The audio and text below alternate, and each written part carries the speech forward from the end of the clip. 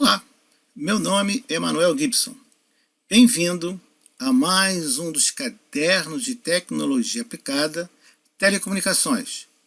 O nosso tema é a propagação das ondas eletromagnéticas, serviços de telecomunicações sem fio, análise, projeto e instalação de enlaces sem fio. Tivemos até agora 31 aulas.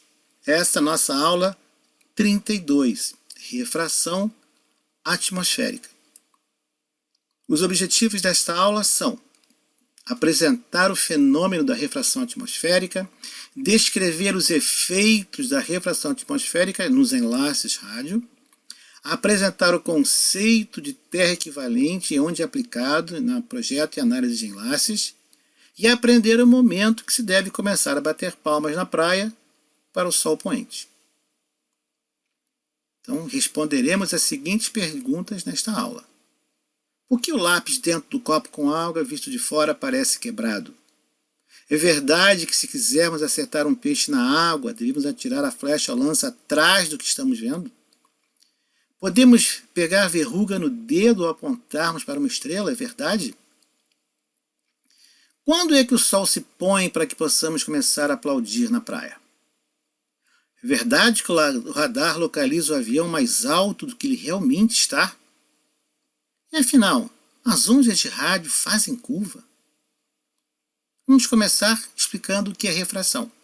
Na propagação no vácuo, a onda eletromagnética segue uma trajetória retilínea. Na atmosfera estratificada, nossa atmosfera, ela tende a seguir curvas. Isso é refração. Vamos ver como podemos entender a refração falando sobre um desfile. Pode ser uma comissão de frente de uma escola de samba ou uma frente de onda. Então, temos aí 4 pontos dessa nossa frente de onda ou comissão de desfile. Eles estão andando na direção da esquerda para a direita no vídeo e quando chegarem no ponto A, vão fazer uma conversão à direita, mantendo o alinhamento. Sim, é o diferencial traseiro para quem conhece mecânica. Para manter o distanciamento social, cada um deles está afastado de 1,80 m, de modo que do ponto A até o elemento 1 mais afastado, temos 5,4 metros. Esse vai ser o caminho, a trajetória de cada ponto da nossa comissão de frente ou frente de onda. O ponto 1 vai percorrer o trajeto 1, que é o maior, e o ponto 4 só vai literalmente girar sobre o próprio eixo. Mas todos têm que estar alinhados e chegar ao mesmo ponto na linha vermelha do ponto A, que aponta na direção para baixo do seu vídeo. Durante parte do trajeto, aí está a situação. Todos estão alinhados, mas supõe-se, é claro, fácil de constatar, que o ponto 1, o elemento 1, tem que andar bem mais depressa do que, por exemplo, o elemento 2 e 3. Porque ele tem que andar uma distância maior e eles têm que estar alinhados. Então, eles têm que chegar ao mesmo tempo no alinhamento em A para mudar a direção. Todos têm a mesma velocidade angular. Estamos quase chegando, cada ponto à frente de onda tem uma velocidade diferente. Está havendo, então, uma mudança de direção da frente de onda. Chegaram ao mesmo tempo, na mesma linha do ponto A, e agora vão seguir a nova direção para baixo no seu vídeo. Nessa tabela, nós vamos considerar que esse pivotamento aconteceu em 3 segundos. Entre chegar no ponto A e virarem completamente 90 graus, 3 segundos.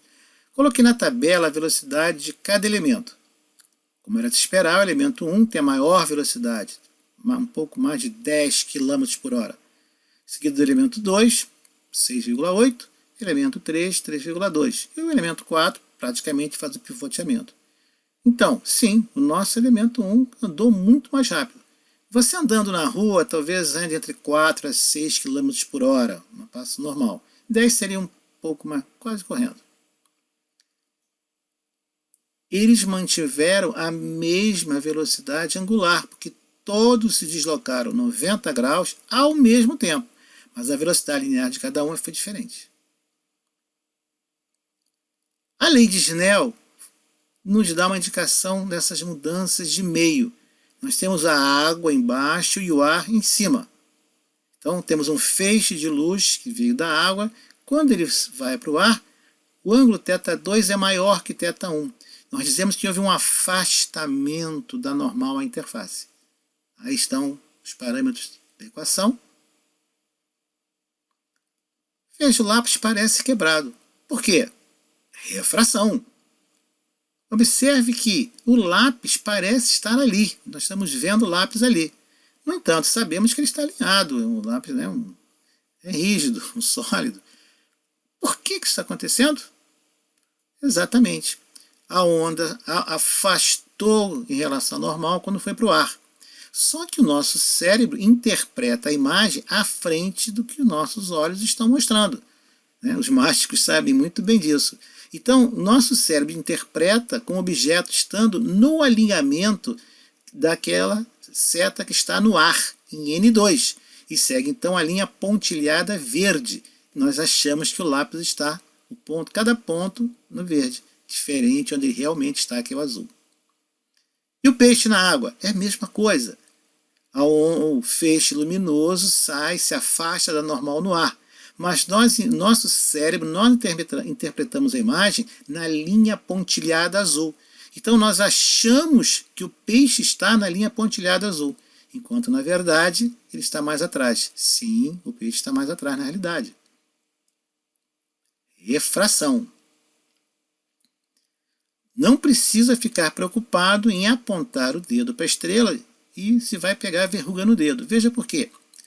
Como a energia luminosa trafega do vácuo até entrar em nossa atmosfera, observe o que acontece com o ângulo. Sim, a posição que nós vemos a estrela é aquela da linha pontilhada vermelha, que é ela está alinhada com o que o nosso cérebro está vendo o raio luminoso que chega. Então nós achamos que a estrela está na ponta da linha vermelha. Essa é a posição percebida. Quando você aponta para a estrela, ela não está ali, ela está na posição real.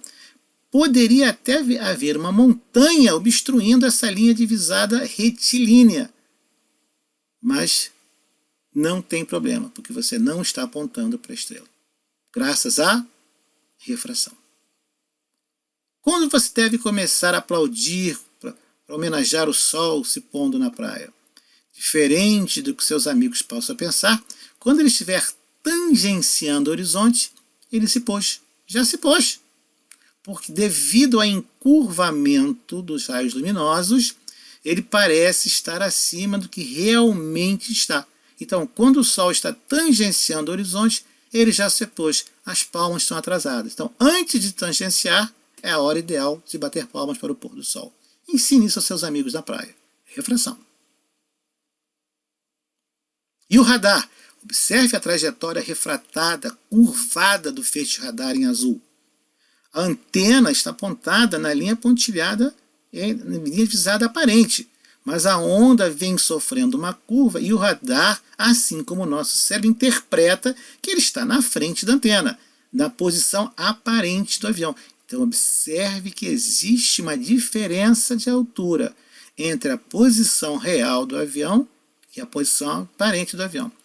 Não fique preocupado. Radares de aeroporto já tem algoritmos para compensar isso através de medidas do índice de refração. Mas a resposta é refração. E a onda de rádio? Bom, temos dois meios. Um meio V1 com a velocidade menor, a onda se propaga na velocidade mais baixa, e no meio 2, velocidade maior. Lembra da nossa comissão de frente? O que vai acontecer? Exatamente, um encurvamento, um pivotamento da frente de onda. Então a onda segue agora essa trajetória da linha em azul. Ela vai fazer mudança de direção, como se fosse uma curva.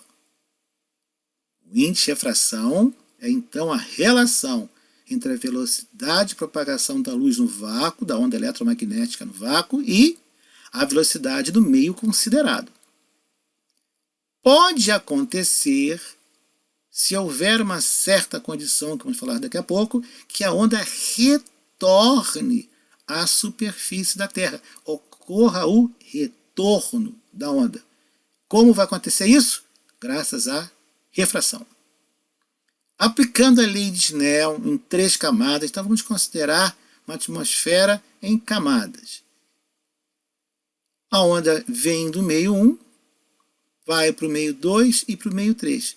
Como esses índices de refração diminuem com a altura, dá surgimento desse afastamento da normal e desse curvamento na direção de retorno. Quando acontece o retorno? Quando o ângulo da camada superior for 90 graus, ou seja, quando for atingido essa condição. Observe que o índice de refração tem que diminuir com a altura para que tenha esse retorno. Observe. Na camada de N3 para N4, acontece o ângulo de 90 graus, o que leva ao retorno da onda. Só acontecerá se, exatamente, o índice de refração diminuir com a altura. Aí está a condição dada e o retorno da onda, a condição de retorno da onda. Aí está a onda se curvando ao longo da trajetória. É o que nós vemos na prática nos nossos enlaces rádio, especialmente links de micro-onda terrestres, que nós observamos esse curvamento da onda. A onda de rádio, que é uma onda eletromagnética, é curvada. Sim, a luz também é curvada. Ou seja, você nunca na sua vida viu um objeto exatamente na sua frente à distância. Porque você nunca vê o objeto onde realmente ele está. Porque a luz sofre esse curvamento. Podemos obter um valor aproximado para o índice de refração com uma raiz quadrada da constante dielétrica daquele meio. Sim, eu sei, pode ser um número complexo. Para nossa aplicação agora, válido o número real. Então está aí a relação, velocidade, índice de refração e a constante dielétrica do meio. Sabemos que no vácuo a velocidade de propagação da onda 3 × 10⁸ metros por segundo. Em qualquer outro meio, essa velocidade é menor. Está a equação da velocidade e do índice de refração. Daqui a pouco nós vamos mostrar que o parâmetro índice de refração ele não é muito bom de se trabalhar. É mais adequado trabalhar com um parâmetro chamado refratividade, que é simplesmente n-1 vezes 1 milhão. E essa refratividade, que é o próprio índice de refração, varia com a temperatura, pressão do vapor d'água. Ou seja, é absoluta, completa e totalmente função dos parâmetros da atmosfera.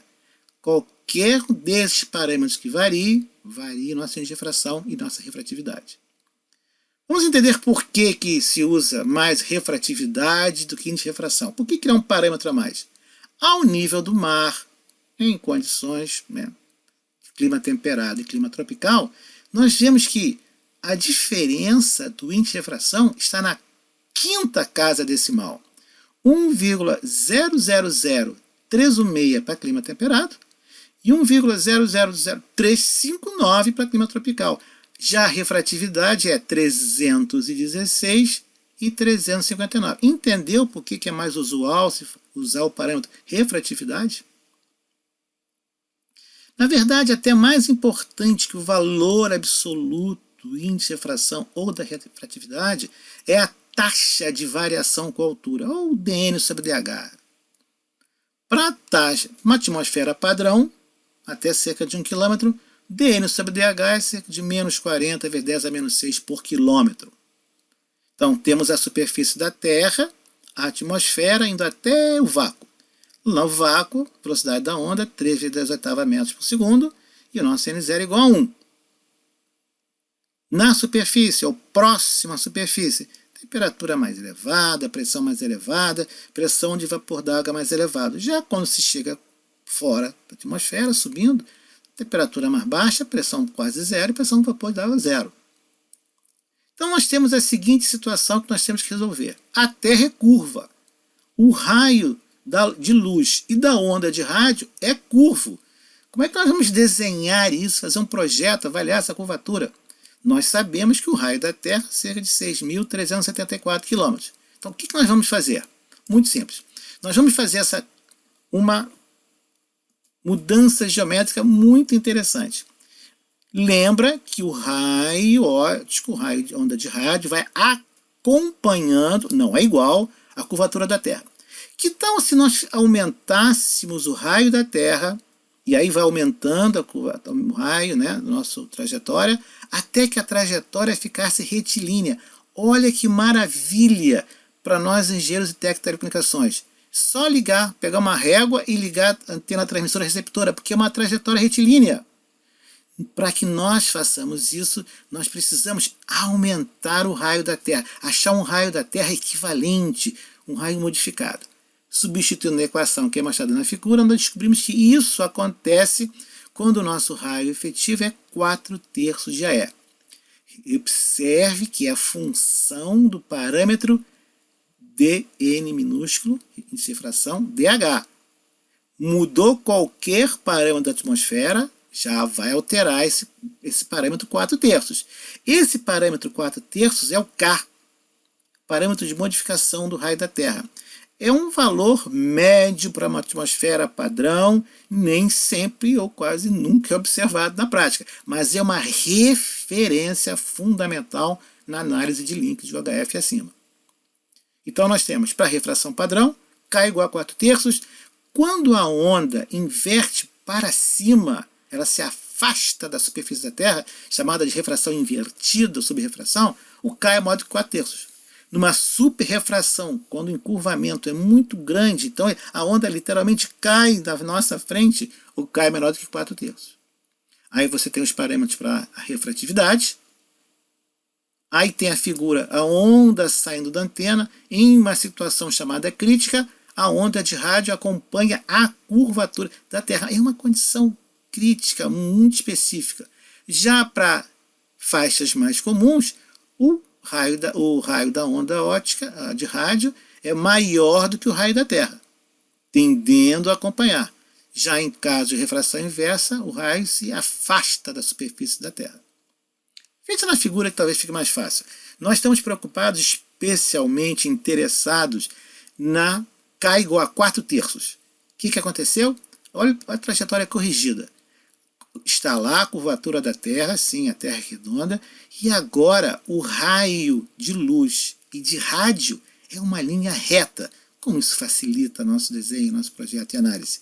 Nas outras condições eu tenho inversa, a onda de rádio indo embora, se afastando, crítica que fica paralela, que é muito difícil acontecer, né? É difícil, ou na superrefração, onde você vê que a onda fica batendo no chão, né? Ela cai, a curvatura o raio é muito pequeno. Todas essas situações acontecem nos enlaces reais. Se prepare. Na linha A está o que você nunca viu na sua vida. Uma onda eletromagnética se propagando em linha reta. A luz. Você nunca viu isso na sua vida. Você sempre viu o B, que é a onda fazendo uma curva. Mesmo acompanhando. Repare que o raio da linha azul é maior do que da preta, que é o raio da Terra. Nós já vimos isso. Então, na prática, o que nós chamamos de distância até o horizonte rádio, a linha de visibilidade, a distância de visibilidade é quando esse raio óptico ou de rádio tangencia no meio do enlace a curvatura da Terra. Nós estamos vendo, as antenas estão se vendo. Se você estivesse com um binóculo olhando para outra antena, você veria a outra antena. E o raio de luz, a onda óptica, estaria seguindo essa linha azul, assim como a onda de rádio. Como calcular essa distância, a altura que temos que ter? É fácil. A distância em altura, a distância de até o horizonte, é raiz quadrada de 17 vezes a altura do objeto, ou do ponto que você está, da torre. Então, se eu quero ter uma determinada distância horizonte, sei lá, de 50 km, 50 raiz quadrada de 17 vezes a altura. Só fazer a conta e descobrir que valor será esse. Eu coloquei na tabela alguns valores para a gente ter uma ordem de grandeza. Observe que distâncias de 2 até 5 km, a correção de altura é um pouco menor que 1,5 m. Para distâncias de 10 até 20 km, repara que é metade do enlace. Nós já temos correções de altura de 6 a 20 metros. Um enlace com 100 km de distância, ponta a ponta, ou seja, 50 até o horizonte, eu teria que corrigir a curvatura, a altura dos meus obstáculos, em 147 metros a mais. Nós vimos isso nas aulas de zona de Fresnel, onde nós vimos que se você acha que a Terra é plana, você tem uma desobstrução de HC mais A. Como a Terra é curva, a desobstrução é apenas de A e pode até ter obstrução pela curvatura da Terra. Você vai usar a equação que você aprendeu agora. Este é o gráfico em que se analisa o relevo. Então nós temos um enlace ponto a ponto, um enlace de maior distância, um menor, entre 30 e 35 km, um bem pequeno, entre 35 e 37 km, um outro 37 a cerca de 45 e outro 45 a 55. Então nós temos que a distância total é de quanto? 55 km. Como é que nós vamos corrigir essas alturas dessas elevações? Quanto que nós temos que somar ao que nós lemos numa carta com relevo? Fácil. Vamos pegar o meio do enlace. Se o enlace total é de 55 km, metade do enlace, 27,5 km. Colocamos 27,5 lá na nossa equação e calculamos o H. Vemos que o ΔH vai ser de 44,5 metros. Então, aquela elevação do primeiro enlace, que está a 27,5 km, não importa o que você leu na carta. Você tem que pegar o valor da carta e acrescentar 44,5 metros para corrigir a curvatura da Terra. Só assim você vai ter a desobstrução do Fresnel ou saber se está desobstruído ou não. Eu fiz um exemplo pegando uma região do Rio conhecida, onde estão as antenas de radiodifusão, que é o Sumaré, e um bairro da Zona Oeste, Jacarepaguá, que é chamada uma baixada, é mais plano. Observe que entre o Sumaré esquerda e Jacarepaguá direita temos uma elevação com 937 metros. O enlace, a distância Sumaré até Jacarepaguá, a distância maior, é de 12 km. Quanto deve ser a correção, então, dessa elevação no meio do percurso? 6 km? Se nós estivermos considerando um K de 4/3, observe que tudo parte do DNDH, das condições atmosféricas. Se o enlace total tem 12 km, a distância até o horizonte é 6, o substituímos na equação e temos que a correção de altura é de 2,1 metros. Então, se a distância até o horizonte é até 6 km, logo ΔH é igual a 2,1 km. Uma correção de 2,1 metros em 6.000 metros é 0,019 graus. E não tem sentido, porque a obstrução tem 937 metros. Eu tenho noção, a obstrução total, nada, está totalmente obstruída. A primeira, a segunda, a terceira, a 10ª zona de Fresnel está obstruída. Então aí não tem sentido em fazer essa correção. Numa ligação terra-mar, por exemplo, durante o dia, temperatura do Sol aquecido, solo aquecido pelo Sol e água mais fria. E a trajetória real, essa trajetória curva para baixo, que nós já vimos. Durante a noite, há uma inversão térmica e agora acontece uma refração invertida. Então você está vendo que a onda de rádio está se afastando da direção que estava antes. Isso acontece também no solo, à esquerda a condição normal, o raio, a onda se curvando para voltar para a Terra, ou numa condição de inversão térmica, você já deve ter escutado falar, em algumas regiões do Brasil isso é comum, a onda simplesmente se afasta. Ela aponta na direção do espaço, ela se afasta da superfície da Terra. Ora, se a onda às vezes faz uma curvatura, um raio menor, ora um raio maior, e ora se afasta, é como se fosse uma lanterna, você segurando uma lanterna, iluminando alguma coisa e subindo e descendo a mão, nunca ficando constante. E alguém querendo enxergar alguma coisa onde você deveria estar iluminando. Ora, a intensidade luminosa varia, e assim também vai variar a intensidade do sinal recebido. Uma solução possível é a chamada diversidade em altura que você vê na figura. São colocadas duas antenas e é feito o cálculo e nós esperamos que a natureza colabore conosco e a variação de altura do feixe fique mais ou menos 0,36 dB da antena dentro do nosso diagrama de recepção da antena, mantendo enlace. É claro que vai haver o desvanecimento lento e o rápido, sempre. Resumindo, você nunca viu nada em linha reta. As ondas de luz e ondas de rádio seguem trajetórias curvas da atmosfera terrestre. Para enlace sem fio, para enlace de rádio, nós podemos usar um parâmetro de ajuste para que a gente possa simular que a onda de rádio segue uma linha reta, o parâmetro K. Esse parâmetro de ajuste é totalmente dependente das condições atmosféricas e de como variam. Variação do percurso do feixe vão levar a variações do sinal recebido, variações rápidas e lentas, fading, desvanecimento. Uma das maneiras de reduzir esse efeito é colocar a diversidade de altura. Sim, vertical. E horizontal. A variação horizontal é praticamente ela é desconsiderada, desprezível. A preocupação maior mesmo é com a variação vertical.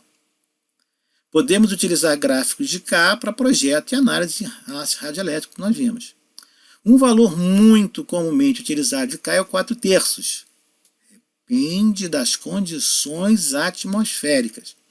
O fenômeno de refração afeta profundamente enlaces de VHF acima, então SHF e HF muito afetados. Sistemas modernos de radar dispõem de algoritmos para, em função das medidas das condições atmosféricas, compensarem o erro por causa da difração da onda. E não, fique tranquilo, você não vai pegar a verruga apontando o dedo para a estrela, porque ela não está onde você está vendo. E se você quiser pescar o peixe, aponta um pouco para trás dele.